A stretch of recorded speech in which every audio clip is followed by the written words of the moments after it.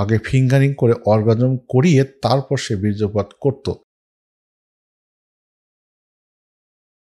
একজন দর্শক জানতে চাচ্ছে যে ফিঙ্গারিং করে অর্গাজম করলে এতে কোনো অসুবিধা হবে কি না, আর এর বিকল্প কি হতে পারে, আর যদি স্বামীর বা দ্রুত বীর্যপাত হয় এটা চিকিৎসা ব্যবস্থা আমরা কি পদক্ষেপ নিতে পারি। তো এই ধরনের একটা কোশ্চেন বা সমস্যা আমার হাতে এসেছে। চলুন আমরা ওই কোশ্চেনটা বা সমস্যাটা আগে জেনে আসি।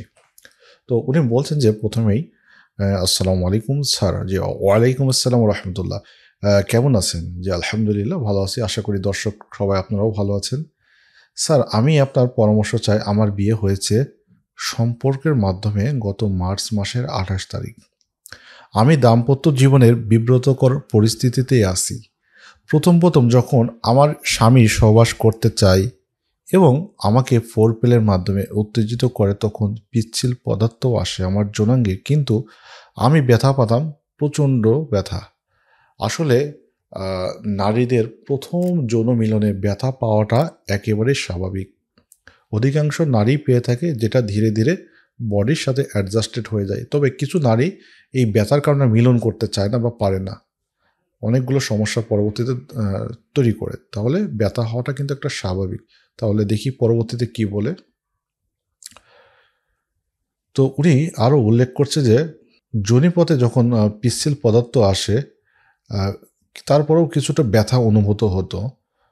কারণ উনি উল্লেখ করেছে যে আমার যৌনাঙ্গের জায়গা তার যৌনাঙ্গের থেকে ছোট ছিল। মানে যোনিপথটা পুরুষাঙ্গের জন্য যথেষ্ট ছোট ছিল, প্রশস্ততাটা ছিল না।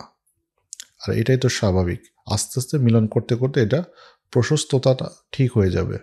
তো উনি বলছে প্রথম সে যখন তাকে ফোরপ্লে করে বা তাকে বিভিন্ন মাধ্যমে উত্তেজিত করত, সহবাস করত, ব্যথা লাগতো, কোনোভাবে ভালো লাগা কাজ করতো না। তখন মেজাজ খিটখিটে হয়ে যেত। যেহেতু অনেক চেষ্টার পরেও অর্গাজম হতো না, এই জন্য উনি উল্লেখ করছে যে ওনার স্বামী, মানে বলছে যে আমার স্বামী আমার যৌনাঙ্গে আগে ফিঙ্গারিং করে অর্গাজম করিয়ে তারপর সে বীর্যপাত করত। ফিঙ্গারিং বলতে আসলে দর্শকদেরকে আমরা যেটা বলতে যাচ্ছি সেটা হচ্ছে ফিঙ্গার মানে হাতের আঙ্গুল, সেটা সাজে ক্লাইটোরিস, জি স্পট, বিভিন্ন যেটাকে স্টিমুলেশন, লিঙ্গটা যেভাবে সঞ্চালন করে ঠিক একইভাবে স্ত্রীকে সে মানে পর্যাপ্ত পরিমাণে অর্গাজম করানোর চেষ্টা করেছে, আর সেটা হয়েছেও, সেটা উনি উল্লেখ করছে। বলছে যে ফিঙ্গারিং করিয়ে দিলে ওনার মানে স্ত্রীর ভালো লাগতো, অর্গাজম হতো, কিন্তু পূর্বে আমার ফিঙ্গারিংয়ের কোনো ধরনের অভ্যাস ছিল না। এখনও সে যতই আমাকে উত্তেজিত করে আমি তাকে আগে ফিঙ্গারিং করে দিতে বলি, নইলে আমার আর ভালো লাগে না, কিন্তু আমার যৌনাঙ্গের সাইজ এখন ঠিক আছে। মানে মিলন করতে করতে এটা এখন স্বাভাবিক পর্যায়ে চলে এসেছে। প্রবলেমটা হচ্ছে যে মার্চ মাস আর এখন হচ্ছে নভেম্বর মাস, এই সময় অবধি ফিঙ্গারিংটা তার আগের অভ্যাস না থাকলেও স্বামী স্ত্রীর মধ্যে একটা বাধ্য হয়েই কিন্তু একটা পর্যায়ে এটা করা লেগেছে, আর এইটা চলছে। আর এই ফিঙ্গারিং ছাড়া স্ত্রীর কোনোভাবে অর্গাজম হচ্ছে না, এটাই মূলত প্রতিবদ্ধ বিষয়।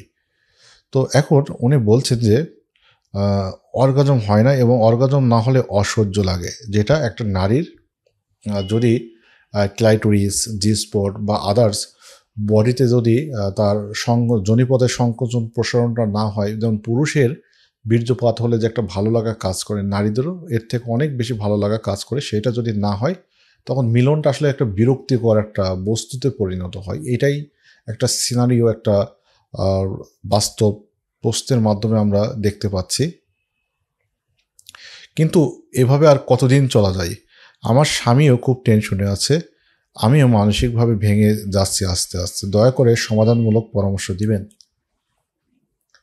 তাহলে এই ধরনের সমস্যা উঠতি বয়সের তরুণী বা নতুন বিবাহিত স্বামী স্ত্রীর মধ্যে হচ্ছে যে স্ত্রীর কোন অর্গাজম কোনোভাবে হচ্ছে না। প্রবলেমটা হচ্ছে যে স্বামীদের প্রিম্যাচুর ইজাকুলেশন থাকলে, তাহলে এই প্রিম্যাচুর ইজাকুলেশনটা কিন্তু সম্পূর্ণভাবে চিকিৎসা করলেই নির্মূল হয়ে যায়। তবে আপনার স্বামীকে দ্রুত বীর্যপাতের জন্য নিকটস্থ যে কোনো হসপিটাল বা ক্লিনিকে বা ডক্টরের সাথে পরামর্শ করতে হবে। এখানে কিছু মেডিসিন, সার্টালিন, ডেপক্সিটিন, প্যারক্সিটিন ইত্যাদি কিছু গ্রুপের ওষুধ দেওয়া হবে তার পরীক্ষা নিরীক্ষা করে।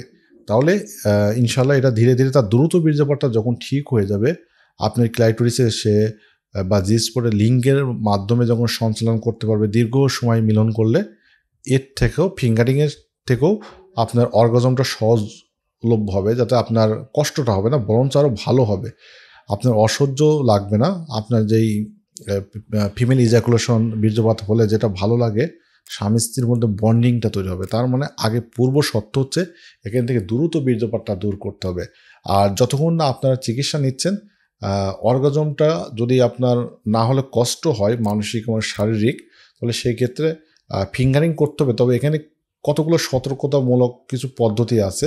সেটা হচ্ছে যেন হাতের নখ, এটা অনেক সময় ব্লিডিং তৈরি করে আশেপাশে বা ইনফেকশন তৈরি করে, এগুলো থেকে দূরে থাকতে হবে, যেন পরিষ্কার পরিচ্ছন্ন থাকতে হবে।